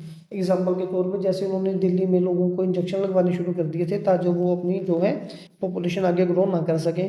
फिर जितना भी जो लोग कस्टडी में थे उनको टॉर्चर करते करते केरला से एग्जांपल आई थी स्टूडेंट की कि पुलिस ने इतना टॉर्चर किया कि उसकी डेथ हो गई पुलिस स्टेशन में। फिर हमें लेसन क्या मिले कि 18 मंथ लग गए वापस इमरजेंसी के बाद सिचुएशन को नॉर्मल करने में। ठीक है, अब आगे से ये माना जाएगा कि इमरजेंसी इंटरनल थ्रेट की वजह से नहीं होगी, तभी डिक्लेयर होगी जब तक लोग अंदर वाले लोग जो है आर्म्ड फोर्सेस या वेपन लेके सामना पुलिस का नहीं कर रहे। ठीक है, थर्ड में जितने भी जो सिविल लिबर्टीज़ की वैल्यू, जिसमें चाहे कोई ऑर्गेनाइजेशन है या कोर्ट है, उसकी वैल्यू लोगों को समझ में आई। जो पुलिस या पॉलिटिकल प्रेशर में काम करती है इसको इम्प्रूव करना चाहिए। ठीक है, फिर क्या हुआ कि 1977 में जब फ्रेश इलेक्शन हुए उसमें इंदिरा गांधी को हारना पड़ा। वो इसलिए हारे क्योंकि बिकॉज ऑफ एमरजेंसी जो अपोजिशन पार्टी में मोरारजी देसाई जो मेजर लीडर थे, इनका स्लोगन था दैट वुड सेव डेमोक्रेसी। 77 में क्या हुआ कि जनता पार्टी और कांग्रेस अलायंस, ये कांग्रेस फॉर डेमोक्रेसी, ये दोनों पार्टी एकजुट होगी, अलायंस कर लिया कि इन्होंने बोला नॉन कांग्रेस वोट को अब हम और डिवाइड नहीं करेंगे। वेरी फर्स्ट टाइम कांग्रेस हार गई, ओनली 154 सीट्स, और जो जनता पार्टी प्लस अलायंस है 330 सीट के साथ वो जीत गई। तो देश के जो पहले पीएम बने दैट वाज मोरारजी देसाई। ठीक है, 1.5 साल बाद फिर नेक्स्ट बने चौधरी चरण सिंह। ठीक है, 4 मंथ बाद फिर नेक्स्ट है जगजीवन राम। इसके बाद फिर क्या हुआ था कि 1980 में अगेन वापस फिर से फ्रेश लोकसभा के इलेक्शन हुए जिसमें कांग्रेस वापस से जीत गई। Indira Gandhi back to the power आ गई क्योंकि उनके पास वन अम्ब्रेला कैरेक्टर था। एक ही आइडियोलॉजी थी, आइडियोलॉजी कॉन्फ्लिक्ट नहीं थे, लोग उनको अपना सुप्रीम लीडर मानते थे। जो बैकवर्ड कास्ट है इन्होंने बहुत अच्छा रोल प्ले किया अपना। इस टाइम पे आके मंडल कमीशन बनाया गया जो जनता पार्टी में। ठीक है, कॉन्स्टिट्यूशन क्राइसिस और पॉलिटिकल क्राइसिस के ऊपर भी थोड़ा चानना लोगों को समझ में आया कि कैसे सारा सीन बनते जा रहा था। कुछ चीज़ें ऐसी थी जो कॉन्स्टिट्यूशन में भी क्लियर नहीं थी, ना ही गवर्नमेंट को ना ही लोगों को, लेकिन जब ये नॉलेज में आई तब इनके ऊपर काम किया गया। और लेकिन तब तक इमरजेंसी ऑलरेडी डिक्लेयर हो चुकी थी। लोगों को लगता था कि जो भी हमारे लीडर है वो कॉन्स्टिट्यूशन के अकॉर्डिंग ही काम करेंगे और करते होंगे, लेकिन इमरजेंसी के केस में ऐसा नहीं हुआ। ये फाइनली हमारा चैप्टर था।